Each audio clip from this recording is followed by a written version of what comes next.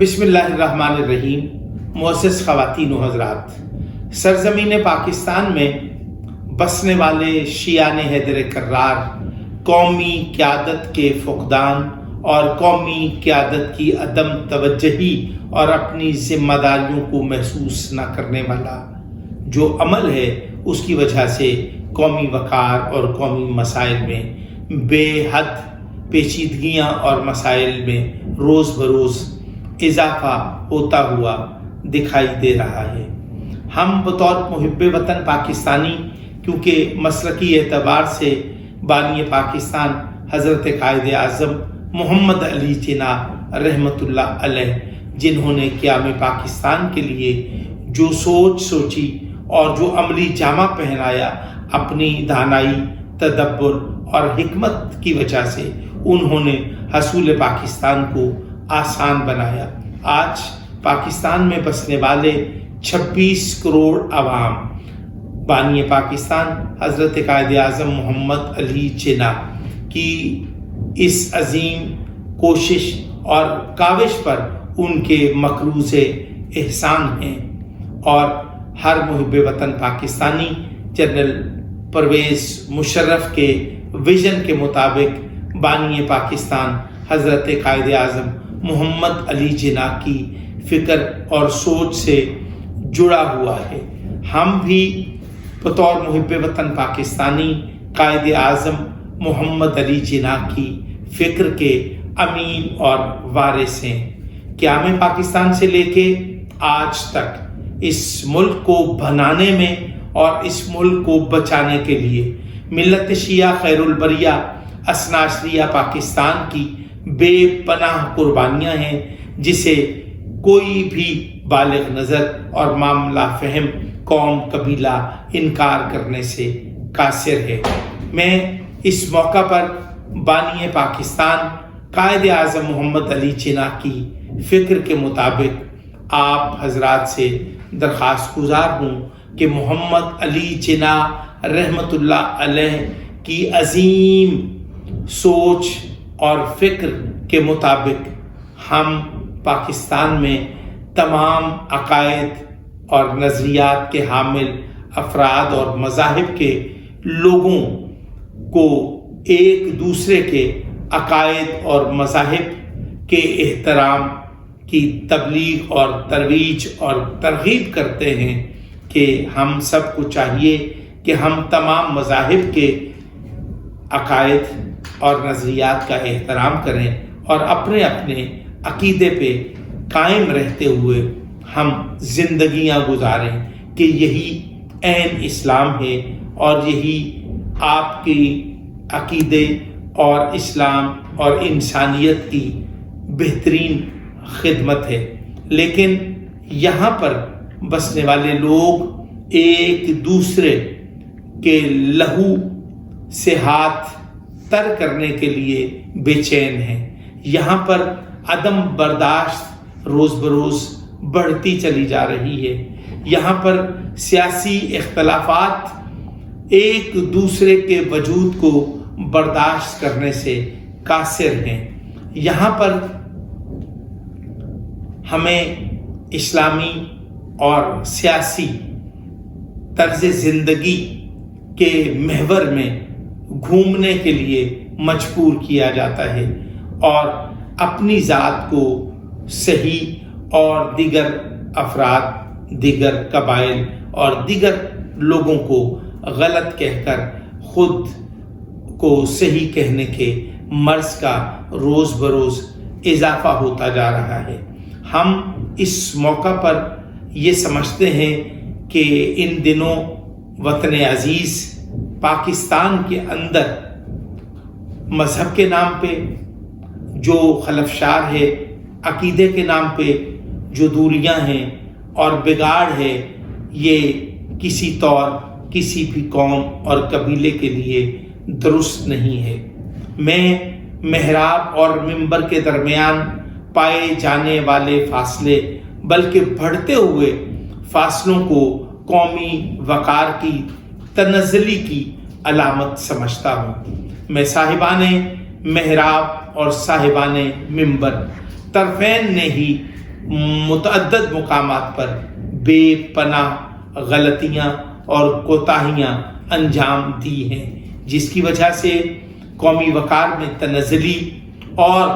دیگر مذاہب اور دیگر قبائل میں پاکستانی شیعہ قوم کا وقار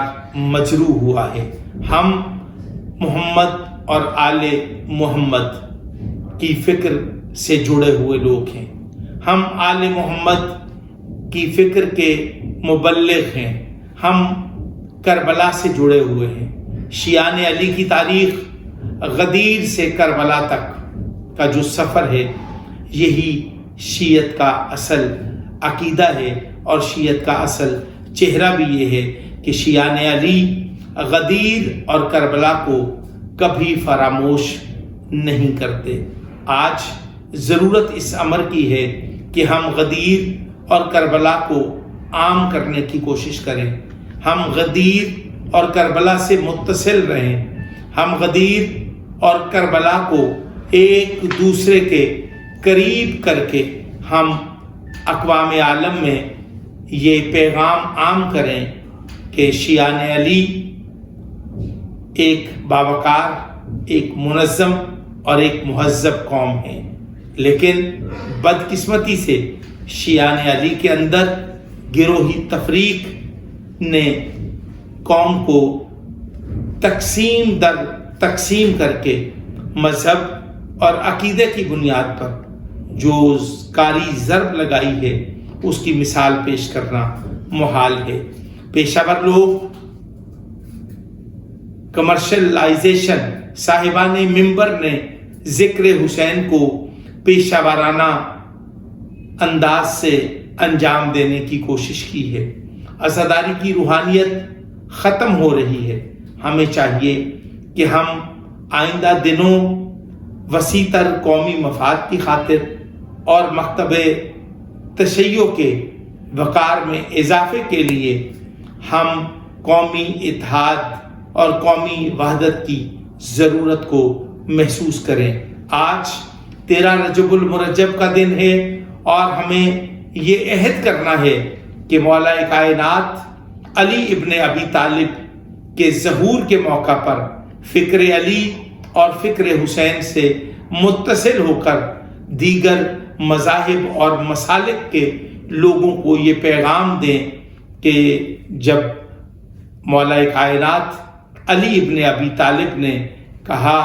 کہ اے میرے رب، اے میرے اللہ، میں تیری عبادت نہ جنت کے لالچ میں کرتا ہوں اور نہ جہنم کے خوف سے کرتا ہوں، بلکہ تیری عبادت میں اس لیے انجام دیتا ہوں کہ تو واقعاً عبادت کے لائق ہے۔ آج جو لوگ ملت شیعہ خیر البریہ اثنا عشریہ پر نصیریت اور غلو کا الزام لگا رہے ہیں، میں ان کو یہ کہہ دینا چاہتا ہوں کہ ہم اس مولا علی کو مانتے ہیں جو 13 رجب المرجب کو بیت اللہ میں جس کا ظہور ہوا، اور 21 رمضان کو مسجد کوفہ میں لگنے والی ضرب کے نتیجہ میں سرکار مولا علی نے شہادت کا جام نوش کیا۔ جو شخص یا جو قوم، جو قبیلہ 13 رجب کو مولا کے ظہور کا اور 21 رمضان کو مولا کی شہادت کا منانے والا ہے، وہ ہرگز مولا علی کو اللہ کہنے کا جرم کا مرتکب نہیں ہو سکتا۔ یہ الزام ہے۔ ہم اللہ کی توحید، رسالت مآب صلی اللہ علیہ وآلہ وسلم کی رسالت اور 1,24,000 انبیاء ما سبق کا احترام اور ان کی ترتیب پر یقین رکھتے ہیں، ایمان رکھتے ہیں، اور مولا کائنات علی ابن ابی طالب کو خلیفہ بلا فصل مانتے ہیں۔ آج کے بعد صاحبان منبر کے خلاف اگر کسی ظاہری پرہیزگار نے کوئی بہتان یا تہمت لگانے کی کوشش کی تو میں سمجھتا ہوں اس کو منہ کی کھانی پڑے گی، چونکہ تمام صاحبان منبر منبر حسین سے ایک اچھا عقیدہ رکھنے والے لوگ ہیں اور ذمہ دارانہ گفتگو کرنے والے لوگ ہیں. ہم قیام پاکستان سے پہلے اور آج استحکام پاکستان کے وقت جب قومی وحدت کی ضرورت تھی تو ہم نے ہمیشہ ذاتی انا کے بت توڑ کر ہم نے وسیع تر قومی مفاد کی خاطر ظاہری پرہیزگاروں کی طرف پیش قدمی کی جو لوگوں نے اچھا تاثر نہیں لیا، لیکن جب منزل اور عزم اور کاز اچھی ہو تو پھر ذات کی نفی کرنا پڑتی ہے. یہی ہوا کہ جب اسلام آباد میں علامہ سید ساجد علی نقوی صاحب نے پاکستانی قوم کو پکارا تو پھر صاحبان منبر نے بھرپور شرکت کر کے قومی وقار کی بقا کے لیے اپنا کردار ادا کیا. میں اس وقت صاحبان محراب سے امید کرتا ہوں کہ وہ بھی صاحبان منبر کی جزوی یا ذاتی غلطیوں پر وہ اتنا شور اور غوغا نہیں کریں گے، بلکہ ہم سب انسان ہیں، غلطی کا امکان ہے اور ہمیں ایک دوسرے کو معاف کرنے اور ایک دوسرے کو برداشت کرنے کی رسم کو عام کرنا ہوگا. آئیے آج 13 رجب المرجب کے دن قومی وحدت کی خاطر ہم سب ایک بن کر، ایک قوم بن کر ہم اکٹھے ہوں.